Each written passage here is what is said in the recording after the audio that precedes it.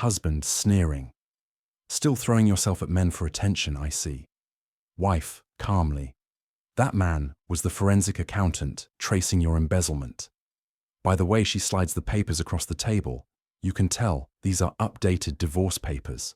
You now owe me 70% after hiding assets. Husband laughing nervously. You'll never prove it. The door bursts open, police stride in. Wife smiling sweetly. Oops, your mistress flipped first. Funny, I hired her to seduce you. I never meant to find it. The statement was buried on page 17 of Reed's corporate credit card bill. A transaction at Tiffany's for $8,540 that occurred while he was supposedly closing deals in Chicago. I froze, my cup of tea suspended midway to my lips as reality shifted beneath me. Business expenses, he'd always say with that practiced smile whenever I asked about our finances. Nothing for you to worry about, Hope. But that's exactly what I'd been doing for 10 years. Not worrying, not questioning, not seeing. Our sprawling, suburban home suddenly felt like a beautiful prison. The silence deafening as I spread the financial statements across our kitchen island. With Reed away for another 3 days, I had time. For once, I had time to really look. The discrepancies weren't even particularly well hidden, as if he'd grown lazy with confidence. Transfers to accounts I'd never heard of, regular withdrawals that matched no household expenses, a pattern of financial deception that had likely been happening right under my nose for years.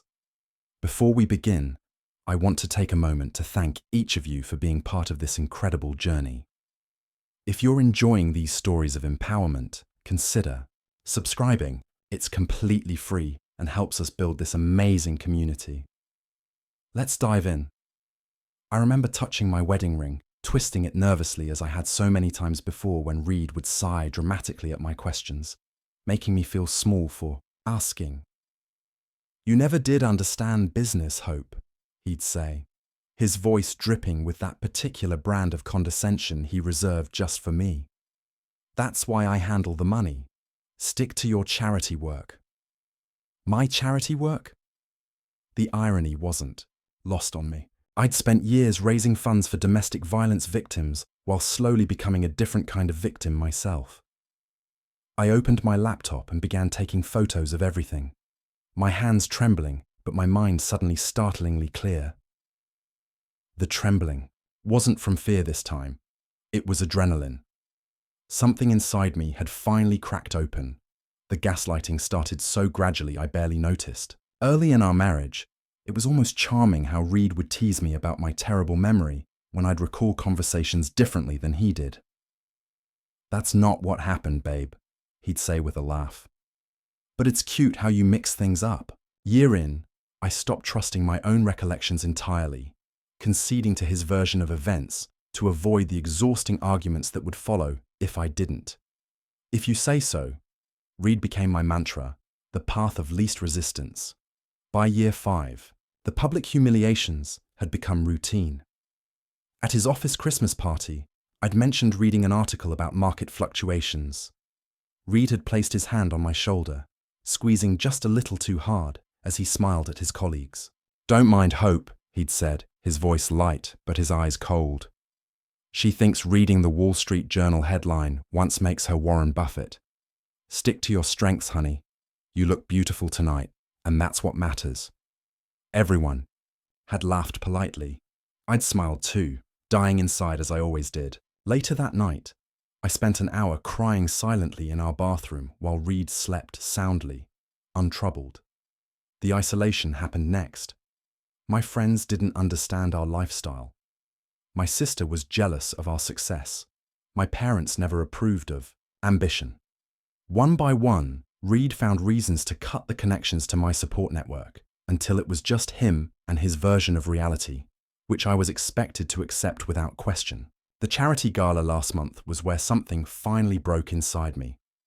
I'd been speaking with Dr. James Cooper, a cardiologist who'd made a generous donation to the children's hospital wing our foundation was funding.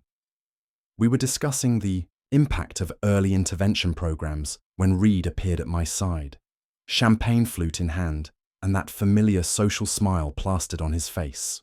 Still throwing yourself at men for attention, I see, he murmured against my ear, his breath hot and his voice carrying just enough for Dr. Cooper to shift uncomfortably. Dr. Cooper was just telling me about the new pediatric cardiology initiative, I'd explained, feeling the familiar flush of embarrassment creep up my neck. I'm sure he was, Reed replied with a wink toward the doctor. Hope loves to network. She's so passionate about causes. The way he said it made charitable work sound like a character flaw. That night, something crystallized within me. I watched. Reed work the room, charming and confident, while I stood frozen in a corner, wondering how I'd become this shadow of myself. The woman who had graduated top of her class in business administration, who had once been head-hunted by investment firms, who had dreams beyond being Reed Morgan's perfectly groomed wife. 2 days after the gala, I made my first appointment with Dr. Abrams. Finding a therapist Reed didn't know through his extensive network had been challenging, but I'd been careful. Very careful. What you're describing is a classic pattern of emotional abuse, Dr. Abrams had said during our third session, her grey eyes kind but unflinching. The isolation from support systems, the public humiliation, the gaslighting, these are control tactics, Hope. I'd flinched at the word abuse. It seemed too harsh, too dramatic for what I was experiencing. There were no bruises to photograph, no broken bones to set. But he's never hit me, I'd whispered. Emotional abuse leaves invisible wounds. She'd replied, but they're just as real and often take longer to heal. A business degree gathering dust, I said with a small smile. And motivation, he nodded. This will take time and it won't be cheap. I have resources he doesn't know about, I assured him, a trust from my grandmother that Reed never touched. It should be enough. Bryce's eyes met mine. You've thought this through. I'm just getting started. My education began that night. While Reed slept soundly beside me, I slipped out of bed, to the guest bathroom. Laptop balanced on my knees as I sat on the cold tile floor. I developed a system. 30 minutes of research, then clear the browser history, shut down, and return to bed. Reed never noticed my absence. He'd stopped paying attention to my movements years ago, secure in his control. I devoured articles on financial forensics, learning about cash flow analysis, asset tracing, and document examination. I created a dedicated email account accessed only through a VPN. I purchased a prepaid phone with cash. The woman who had once meekly accepted Reed's financial expertise was methodically arming herself with knowledge. 3 weeks after our initial meeting, Bryce called my secret phone during my regular grocery shopping trip. We need to meet, he said without preamble. I found something. The something turned out to be 3 offshore accounts in the Cayman Islands, each containing transfers from Reed's primary business account, disguised as consulting fees to non-existent companies. He's been siphoning funds for at least 5 years, Bryce explained, pointing to a timeline he'd constructed. Conservative estimate, approximately $4 million hidden from both the business and your marital assets. My hand trembled slightly as I touched the paper. Can we trace where the money came from? That's where it gets interesting, Bryce said, a glint of professional excitement in his eyes. Some appears to be legitimate business revenue that should have been reported as profit, but a portion comes from accounts I can't fully identify yet. The pattern suggests possible investor funds being redirected. You mean embezzlement? I mean, we need more evidence, he corrected carefully. But yes, that's where this is pointing. I took a deep breath. What's our next step? We need internal documents I can't access externally. Financial statements, investor agreements, board minutes, anything that shows the legitimate path this money should have taken. I nodded, already formulating a plan.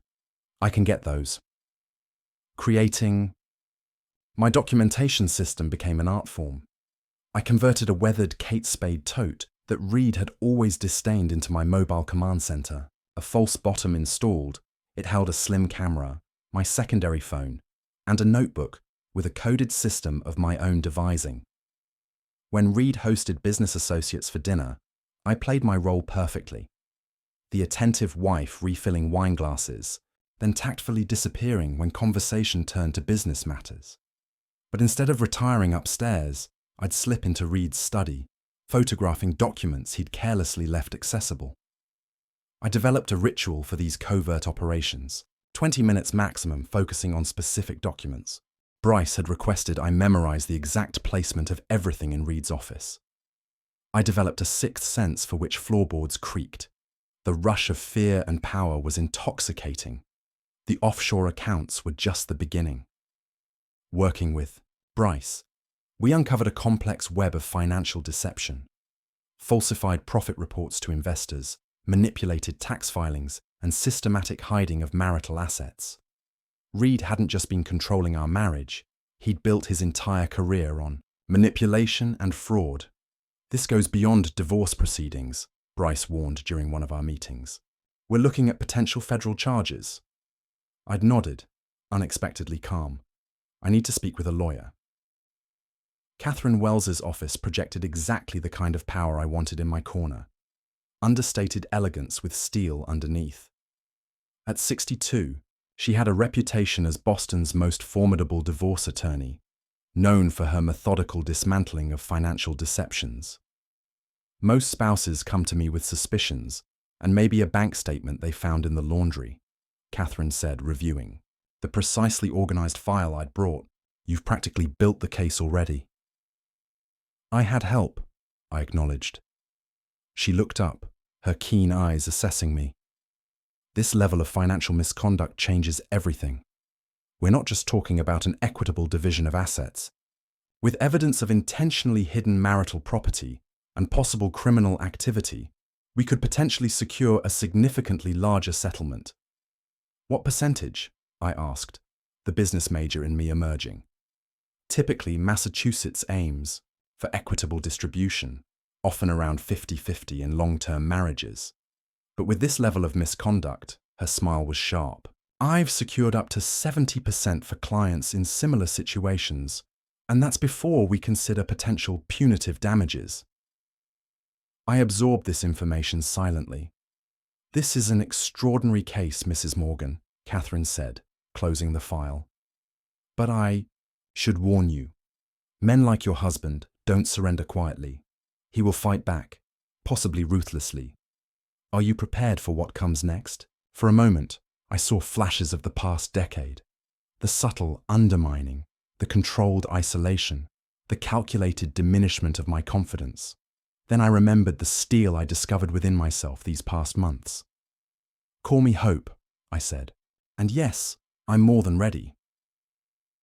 We need concrete evidence of his intentions, Catherine explained during our second meeting. Financial documents establish the pattern of fraud, but personal communications would strengthen our position immensely. Reed is careful with his digital footprint, I replied. He uses separate devices for his indiscretions. Catherine's perfectly arched eyebrow lifted slightly. Have there been many? Enough, I said, surprised by my lack of emotion. The betrayals had lost their sting, replaced by a cold, analytical focus. What if? I hesitated, the idea forming as I spoke. What if someone could get close to him? Someone he'd trust with his secrets? Catherine leaned back in her chair. You're suggesting a honey trap. I'm suggesting we give Reed exactly what he's always wanted. Validation of his own irresistibility. Finding Naomi Mitchell was Catherine's contribution.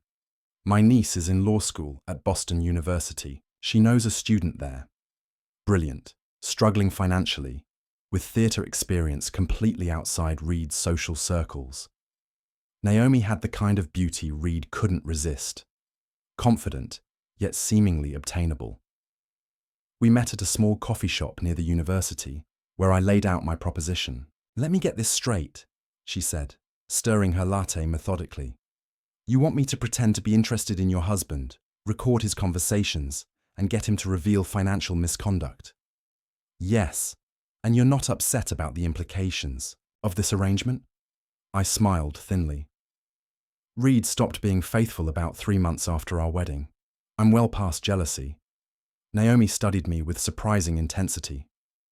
This could get complicated. It already is. That's why I need someone, smart enough to navigate the complications without getting lost in them. She was silent for a long moment. Law school is expensive, she finally said.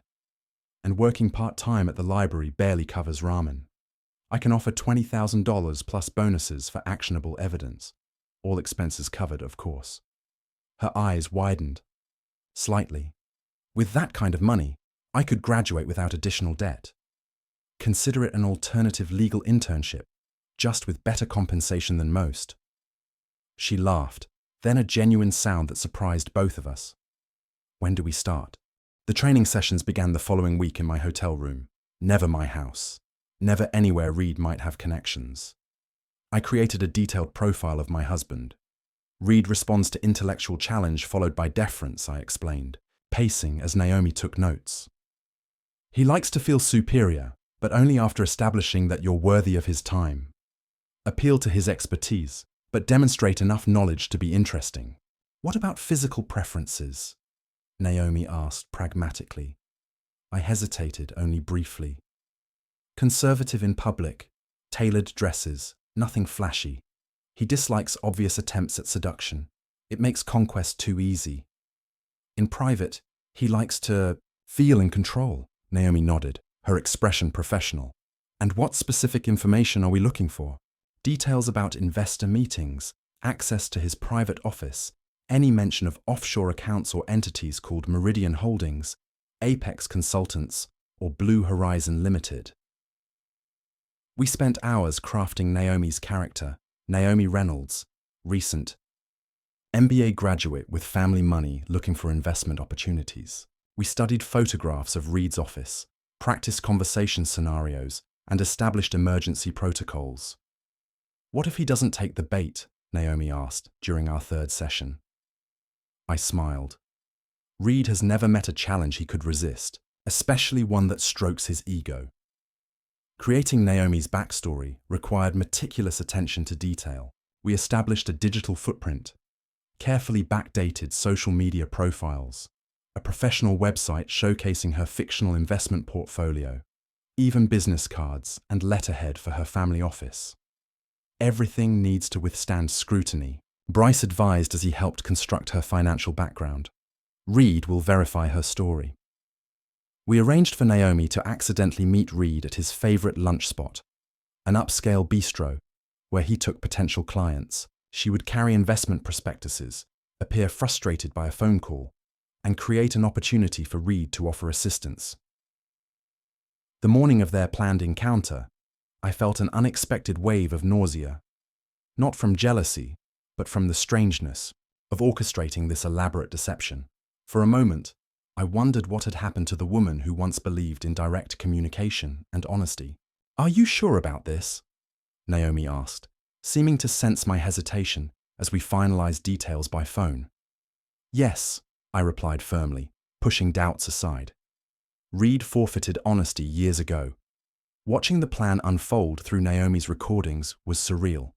She wore a specialized recording device provided by a private investigator Catherine recommended. Expensive, but undetectable. I couldn't help but notice those prospectuses. Reed's voice came through the speaker, that familiar tone of calculated charm sending chills down my spine. Alternative energy investments. That's an area of particular interest to me, Reed said. Naomi played her role perfectly, competent, yet deferential, intriguing without being obvious. By the end of their chance meeting, Reed had suggested a follow-up conversation about potential investment opportunities. That was uncomfortable, Naomi admitted when we debriefed that evening. He's very smooth. Years of practice, I replied. Over the following weeks, Naomi gained Reed's confidence with remarkable efficiency. Their meetings moved from public restaurants to his private office. Their conversations shifted from general investment discussions to specific opportunities. With his firm, each recording revealed more of Reed's calculated manipulation. The same techniques he'd used on me were now deployed on Naomi. The familiar patterns were both validating and painful to witness. He mentioned Meridian Holdings today, Naomi reported excitedly after their 5th meeting. Said it was a special opportunity for select investors. When I expressed interest, he hinted that formal investment channels were unnecessarily restrictive. "That's it," I whispered. "That's the connection we needed." I hadn't anticipated the friendship that developed between Naomi and me. What began as strictly professional meetings evolved into conversations that stretched late into the evenings. "My ex-boyfriend was similar," Naomi confided one night over. "Takeout containers in my hotel room. Not as sophisticated as Reed, but the same playbook: isolation, subtle criticism disguised as concern, making me question, in my own perception." "How did you get out?" I asked. My roommate staged an intervention and showed me a text he'd sent her trying to hook up while we were together. She smiled grimly. "Sometimes you need external evidence to trust your own instincts." I nodded. "That's exactly what we're doing, gathering evidence. Not just for the court," Naomi said thoughtfully. "For you too. Validation that you weren't crazy all those years." Her insight startled me. This law student had seen through to the heart of my mission in a way I hadn't fully acknowledged to myself. As weeks passed and evidence accumulated, Naomi became more than an operative. She became my confidant, perhaps my first real friend in years. The irony wasn't lost on me, that in setting a trap for my manipulative husband, I'd found an authentic connection I'd been missing. "He's invited me to the charity gala next weekend," Naomi said during our latest update. "Said it's time I met his associates." I froze. That's where I'll be, as his wife. We stared at each other, understanding the perfect climax this presented, and the perfect risk. "Then I guess it's time for the next phase," Naomi said with quiet determination. "Are you ready?" I took a deep breath. More than you know. The charity gala loomed 3 days away, and with it, the converging of my two carefully separated worlds. That morning, I stood in our master bathroom, applying mascara with practiced precision while Reed showered. My reflection showed the same Hope Morgan I'd been for years, poised, attractive, unthreatening. While inside, an entirely different woman calculated her next move. "I'm having my tux pressed for Saturday," Reed called over the sound of running. "Water. Wear the blue. The donors respond well to it." "Of course," I replied, my voice pleasant and accommodating. The perfect wife, right on cue. "I've already scheduled my hair appointment." "Good girl," he said absently. I watched my reflection carefully, making sure no flash of anger showed in my eyes at his condescending praise. The art of self-control had become second nature over our 10-year marriage, but these past months had elevated it to a masterclass in deception. When he left for work, I made my usual show of kissing him goodbye at the door, reminding him about dinner that evening with his board member, Lawrence. The moment his car disappeared down our tree-lined street, I moved quickly to the guest bedroom closet. Behind winter coats and seldom-used luggage, I'd created a small hidden repository. Using a step stool, I reached past the air vent, a space Reed would never think to check, and retrieved a small lockbox. Inside were the items that mattered most. My grandmother's jewelry that Reed thought I'd put in the bank vault, original copies of my academic credentials, and family photographs from before Reed had systematically removed them from our home, claiming they clashed with the decor. I added these to the growing collection in my safety deposit box at a bank across town. A bank where Reed had no connections. Item by item, I was extracting the evidence of my true self from our shared life. Financial independence had been my first priority. The trust from my grandmother had remained untouched throughout our marriage. Something Reed had dismissed as sentimental nonsense, not worth his financial expertise. Now it provided the foundation for my escape. Working with a financial advisor, Catherine had recommended a woman who specialized in helping clients leave controlling relationships. I had established new accounts, secured credit in my name alone, and begun the process of building my separate financial identity. "You're ahead of most clients," Diane had told me during our last meeting. "Most women in your situation don't have access to their own funds." Reed's focus was always on control, not protection, I explained. He wanted to manage our daily finances but never bothered to investigate what I might have independently. "His arrogance is our advantage," she'd replied with a knowing smile.